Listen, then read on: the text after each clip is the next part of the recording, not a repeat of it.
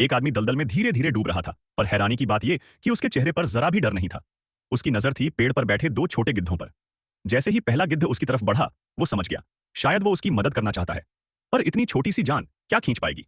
तभी दूसरा गिद्ध एक्टिव हो गया, पेड़ की टहनी को अपनी चोंच से काटने लगा। दोनों के तालमेल से टहनी धीरे धीरे नीचे झुकने लगी।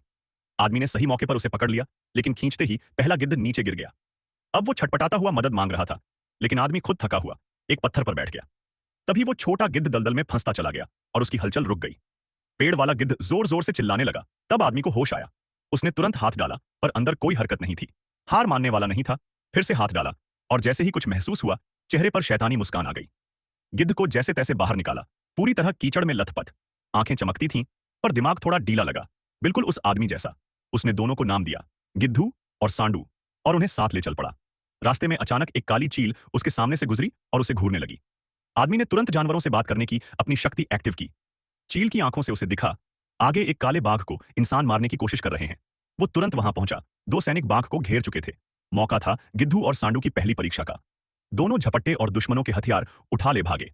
अब बिना हथियार वो दोनों आदमी के सामने टिक ही नहीं पाए। पर तभी एक और दुश्मन आ गया, हाथ में तीर कमान। खतरा बढ़ा। तभी आदमी ने आसमान की तरफ जोर से चिल्लाया, और उसी पल वही काली चील लौट आई और एक ही झपट्टे में दुश्मन को नीचे गिरा दिया। अब काला बाघ भी आजाद होना चाहता था। आदमी ने तुरंत फेंका एक बूमरैंग और बाघ की जंजीरें तोड़ दी। गुस्से में बाघ ने दुश्मन पर हमला कर दिया। बदला पूरा हुआ। बाघ अब आदमी का रक्षक बन गया। चील ने भी साथ देने की ठान ली। अब उसकी टीम में दो और ताकतवर साथी जुड़ चुके थे।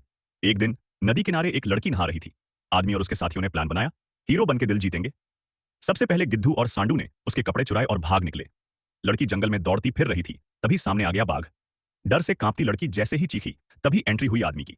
उसे लगा बस अब तो मामला सेट है। धीरे से उसके कान में बोला, अगर सब प्लान के हिसाब से चला, अगला साल हमारा होगा।